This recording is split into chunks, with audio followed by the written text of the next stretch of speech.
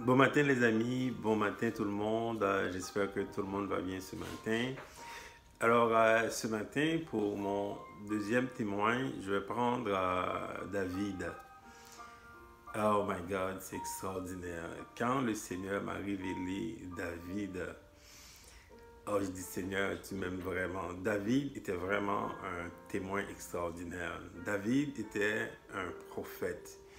Il prophétisait beaucoup sur la vie de Jésus, mais c'est extraordinaire.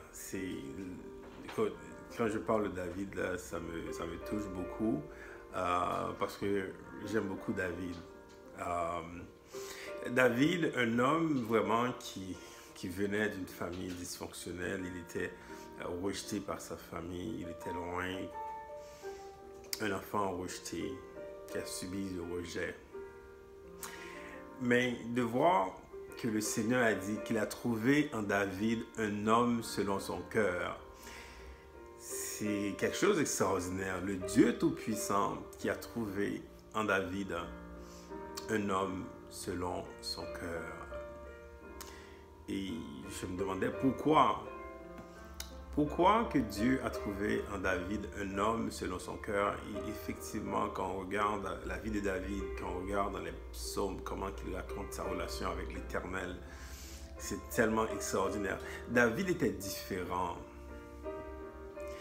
David avait des réflexes très différents que nous, là.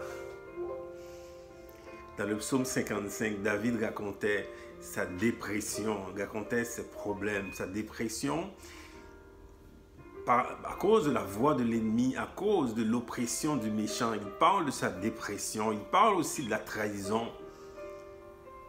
Et malgré tout ça, là, David disait à la fin, il se confie en l'Éternel. Alors que nous, quand on a ce genre de situation, là, on va sur Facebook, on commence à écrire n'importe quoi, on commence à parler mal. Le réflexe de David face à la dépression, face à la trahison, il se confie en l'Éternel. David, dans le psaume 27, là, c'est extraordinaire. David, alors que nous, là, on veut juste passer dans la maison de Dieu pour recevoir quelque chose. Dans le psaume 27, David dit qu'il veut habiter dans la maison de l'Éternel.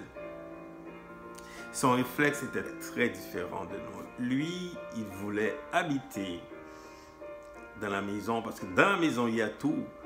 Nous, on veut juste passer là, une fois comme ça là, pour recevoir des choses. David disait, lui, il veut habiter dans la maison de l'Éternel, dans le psaume 51. Encore un autre bijou, c'est extraordinaire. David a péché contre Dieu.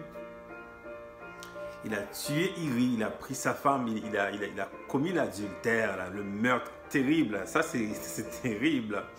Alors que nous, là, quand on commet ce genre de choses, ce genre de péché, on veut protéger sa réputation, on veut pas que les gens là soient au courant de nos choses, de nos péchés. David aurait pu dire à Dieu, ok, ça j'ai fait ça contre toi, j'ai péché contre toi, mais protège mon royaume, protège ma réputation. La seule chose qu'il a dit au Seigneur, ne retire pas ton Esprit Saint. Quel réflexe! Ne retire pas ton Esprit Saint.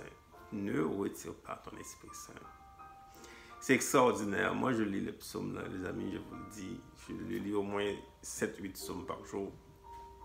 Parce que le Seigneur m'a révélé David. C'était une situation particulière dans ma vie. J'avais un combat spirituel féroce.